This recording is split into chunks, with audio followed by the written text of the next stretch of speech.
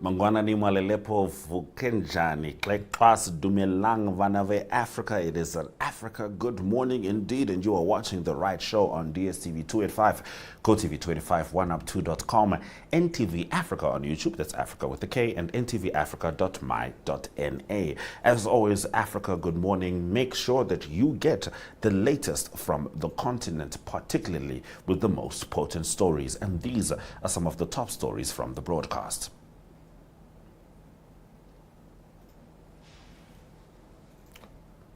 South Africa signals willingness to mediate in Middle East conflict, and this is if requested to do so. Anti-apartheid activist and former South African Defense Minister Mosiuoa Lekota dies at 77. Tanzania rejects international criticism over violence during 2025 election. Ethiopia launches pilot smart police stations without officers on site.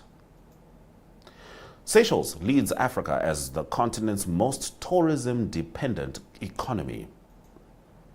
Zimbabwe accelerates ban on raw lithium exports, and this is after a mining rush. Shoprite reports profit rise amid low-price inflation. And U.S. faces obstacles in Congo minerals push. We'll also be joined by Arrie Hougaard as he delivers the South Africa report. My name is Ashwin Berry. Top stories shortly.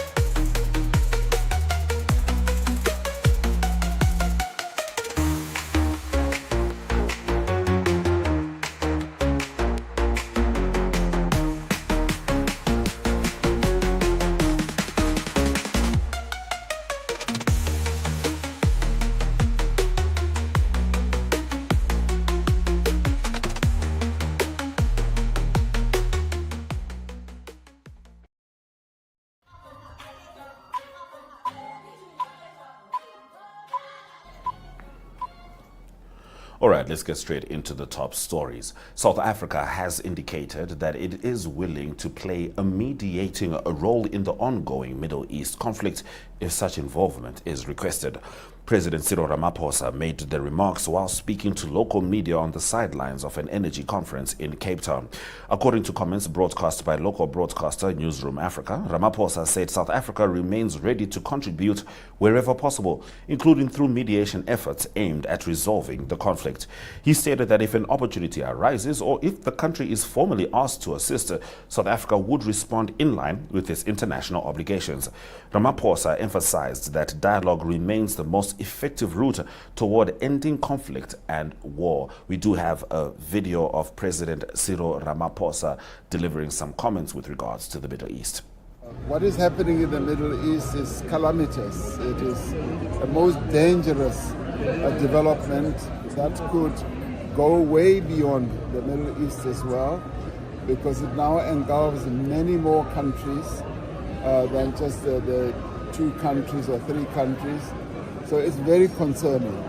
And I had occasion to speak to some of the heads of state in that area and pass on our commiserations to them and hope that their own people will be safe, but also to ask them to safeguard the people from our own country. So the world is facing a very dangerous period at the moment.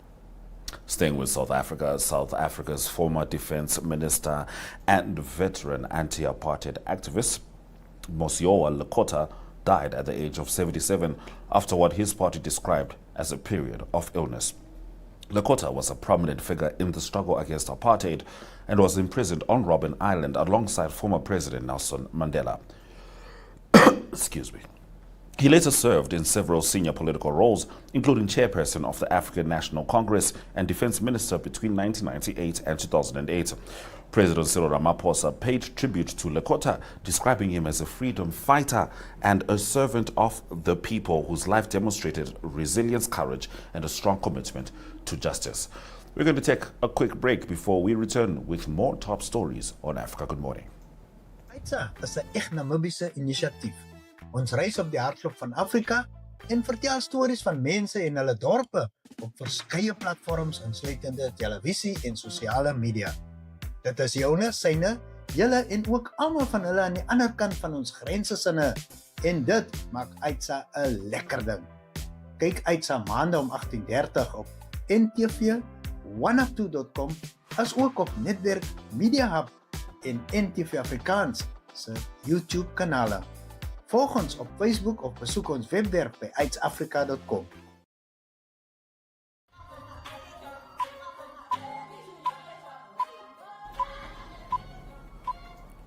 Continuing with the top stories, Tanzania has rejected statements from several international partners and human rights organizations regarding violence linked to the October general election, arguing that the comments omit important facts about the incidents. The response was delivered during a session of the Human Rights Council in Geneva by Tanzania's permanent representative to the United Nations Office and other international organizations, Ambassador Abdallah Posi. The rebuttal addressed statements made by Belgium, Norway, the United Kingdom, the European Union, Sweden, Switzerland, Human Rights Watch, and Amnesty International. Posi said the interventions were selective and unsubstantiated, claiming they described certain events while failing to mention individuals and groups that openly called for disruption of the electoral process. He stated that Tanzania experienced unprecedented acts of violence in some parts of the country, including attacks targeting police stations, local government offices, public transport, private homes, businesses, and citizens who were voting. Now, interestingly, Ethiopia has begun testing a new model of police service delivery through what authorities describe as smart police stations designed to operate without officers physically stationed at the facility. The pilot project is located in the Bole district of the capital, Addis Ababa, and forms part of the government's broader push to digitize public services under the Digital Ethiopia 2030 strategy. Inside the station, computer tablet screens are placed within booths where users can report incidents. Individuals select the type of issue they wish to report, enter details on the device, and submit the information electronically. A police officer then appears on the screen from a remote location to ask questions and record the complaint. The system allows users to report crimes, traffic incidents, or general concerns without interacting directly with officers at the station. Now, tourism remains a major contributor to economic activity in Africa, with several countries relying heavily on the sector as a source of national income. According to data from UN Tourism and the International Monetary Fund, Seychelles ranks as Africa's most tourism-dependent economy and is 8th globally in terms of tourism's share of gross domestic product. In Seychelles, tourism accounts for 46.6% of GDP, reflecting the importance of international visitors to employment, foreign exchange earnings, and overall economic stability. The island nation's beaches, marine biodiversity, and luxury resorts continue to attract high-spending international tourists. Cabo Verde follows as the second most tourism-dependent African economy. Those have been our top stories on Africa Good Morning. We'll take a quick break, have a look at the weather, then Arrie Hougaard joins us for the South Africa Report.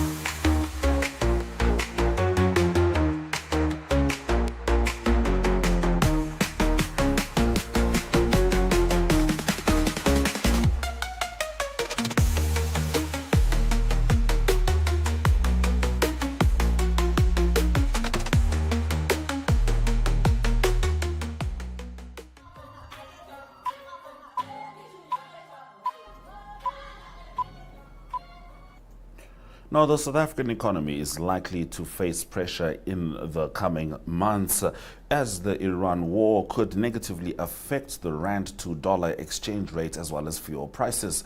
Also, Eskom appears to be falling behind on implementing necessary infrastructure, while foot and mouth disease continues to be a major challenge in South Africa. Keeping in mind, in Namibia, the agriculture specialists say that they're going to need about 1.5 billion rand in order to combat foot and mouth disease, particularly because of how it's going in South Africa. It has not yet fully established itself in Namibia. It is anticipated that the disease will be making its way here. We certainly hope that that will not be the case. But giving us the report with regards to South Africa's economy, Eskom, and foot and mouth disease, here's Arrie Hougaard. In current news in South Africa, it is the Iran war that's got a definite effect on South Africa at the moment, and that's related to the rand dollar. You can see the rand that is losing ground against the dollar at the moment, and also the price of crude oil that is also got an effect on the economy of South Africa, and that's related to the price of petrol and diesel. So firstly, with the South African rand, it's touching 17 rand to the dollar at the moment. It was a lot stronger the last month. It was just a week ago, it was actually 15 rand and 83 cents to the dollar. So now it's slided almost 7% in the last few days. So also it is the Brent crude oil that is the price of that's a big problem for South Africa. So that skyrocketed, and that is as investors rush to invest in dollars. So the Brent crude oil, it gained 12% in their price. So it's about $84 for a barrel crude oil at the moment. So what happens in South Africa, that's got a massive effect, the high crude oil price on the price of diesel and petrol. So estimates are that on the 1st of April, in a few weeks' time, the price of petrol might go up by R1.70, and diesel might go up as high as R3.30. So those are all estimates, and that is if the trend continues with the crude oil going higher and higher. So there's also a double impact for the South African economy, unfortunately, on the petrol price. Besides all the international challenges, it's also in the February budget, it was announced that there's going to be a 21-cent increase in the fuel levies. That also kicks in April. So it is the South African economy that will be under huge pressure if the if the petrol and the diesel price increases by those estimates. So that is current news related to the rand and also to what's happening with the petrol and the diesel. More current news is related to renewable energy, and Standard Bank had a climate summit that was just concluded, and it was interesting to follow what the trends are, and there's lots of needs for South Africa, obviously, to grow the economy, and if the economy needs to grow, then the supply of energy needs to grow as well. Fortunately, lots of pressure on South Africa still, and that is regarding pollution, with most of the energy being created by coal. So that is a big challenge in South Africa, and but at least there's some good news because of regulations that was changed. There's a big component of the private sector that's adding to the energy. It's mostly got to do with solar and wind as well, and 95% of the 22.5 gigawatts that was added recently came from the private sector. Big challenge for South Africa still remains the infrastructure. So it is a new transmission lines that needs to be laid down. It's estimated in the next 10 years, South Africa need 14,500 kilometers of transmission lines to be added. At the moment, it's happening, and it's happening slow. So it will be a cost of 440 billion South African rand to add the 14,500 kilometers of transmission lines. But at the current state, there's only 300 kilometers that's been done in a year. So they need to speed that up as well. So to close off current news in South Africa, it's got to do with the foot and mouth disease in South Africa. Bad news is that some farmers' unions, they're going to court, and that is to challenge the Minister of Agriculture, Mr. John Steenhuisen.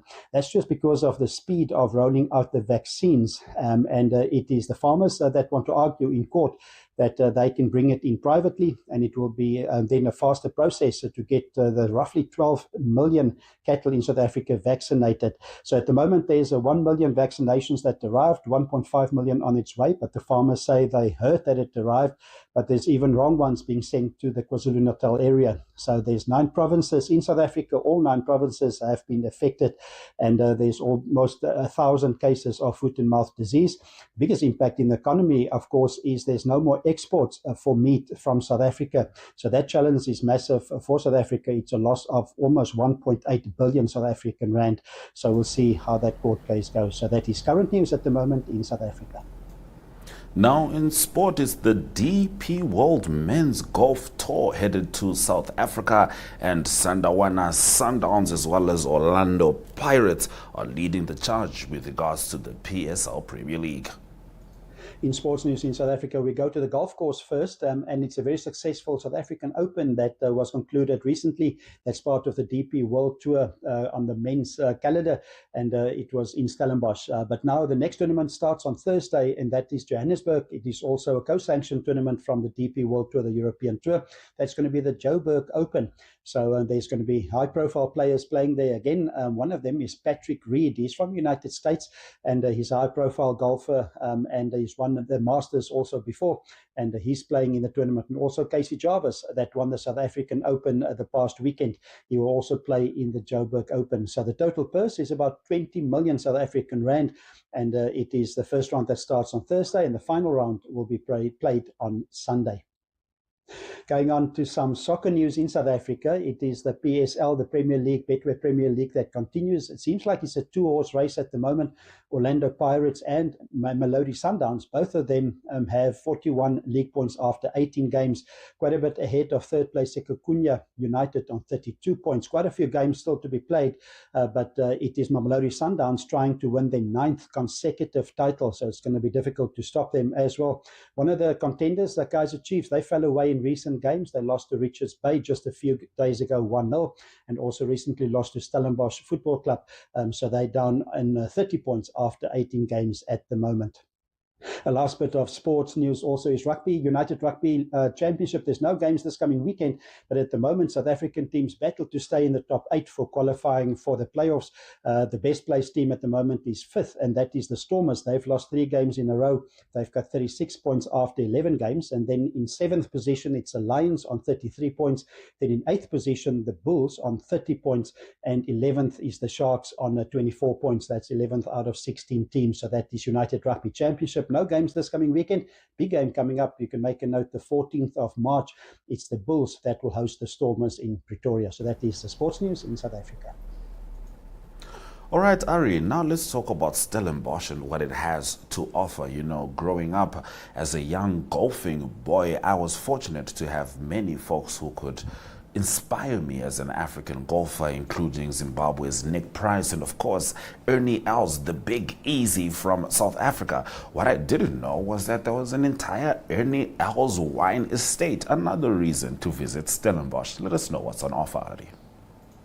In entertainment news in South Africa, we go to Stellenbosch, and we mentioned Stellenbosch in the golf when we talked about the sport, and it was a Stellenbosch Golf Club that recently hosted the South African Open for the second time, and it was founded in 1956. But it's a great place to visit for tourists as well. A great international golf course, and it's open for the public, of course, but also besides the good golf, brilliant views on the Boland Mountains from the Stellenbosch Clubhouse. Also great restaurant, great food to eat, and they're known for their pizzas. So have a round of golf and have great wine of the Stellenbosch region as well, and you can have a brilliant pizza as well on the veranda, on the stoep there at the Stellenbosch Golf Club. And then also just 4 kilometers from the Stellenbosch Golf Club, you can also find the Dylan Lewis Studio. That is a unique place to visit, and it's up on the hills of the Helderberg Mountains. It's unique because it is sculptures that you can see in nature. So there's almost 60 sculptures. There's also a circle route that you can walk that's almost 4 kilometers. So you can see the beauty of Stellenbosch. You can see the Helderberg Mountains, and in between you can stop and you can marvel at the brilliant sculptures there at the Dylan Lewis Studio. And then if you want some wine, just a few kilometers from there as well is the Ernie Els Wine Estate.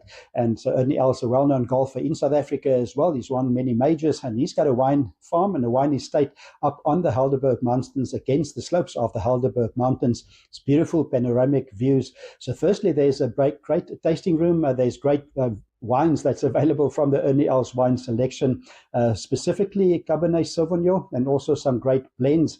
It's known as the Golden Triangle where the farm is, so it's known for brilliant red wine. And then also the winemaker there is Louis Stradom.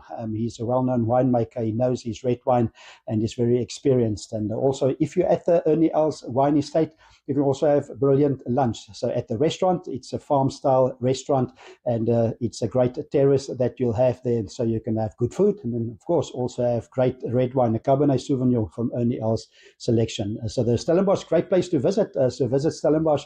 It is a great place for any tourist to go and visit when you're in the Cape Town region. So that is entertainment news in South Africa. Thank you so much, Arrie, for such a comprehensive South Africa report. We're going to dive into some quick economic updates. Zimbabwe has fast-tracked the implementation of a ban on raw lithium exports after authorities observed what officials described as an unacceptable rush by mining companies to export the mineral ahead of the planned deadline.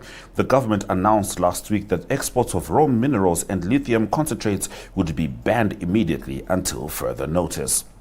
Moving on, Shoprite Holdings reported a 7.7% rise in half-year profits, supported by strong festive demand, while projecting low single-digit selling price inflation to persist. Headline earnings per share rose to 710.5 cents for the 6 months ended December 28, 2025, from 659.8 cents previously. And finally, the United States is encountering challenges in efforts to secure Democratic Republic of Congo's strategic minerals, despite a December pact amid conflict, contested licenses, and compliance hurdles. Congo provided Washington with a 44-project shortlist covering copper, cobalt, lithium, tin, gold, and hydrocarbons after signing a minerals partnership. However, several assets lie in politically fraught zones or face permitting disputes. Let's have a look at the economic indicators as we say goodbye on DSTV2 at 5, Code TV 25, 1up2.com, Network Media Hub, and ntvafrica.my.na. We'll be back tomorrow with more news from the beautiful continent. Sweleza Kanaka.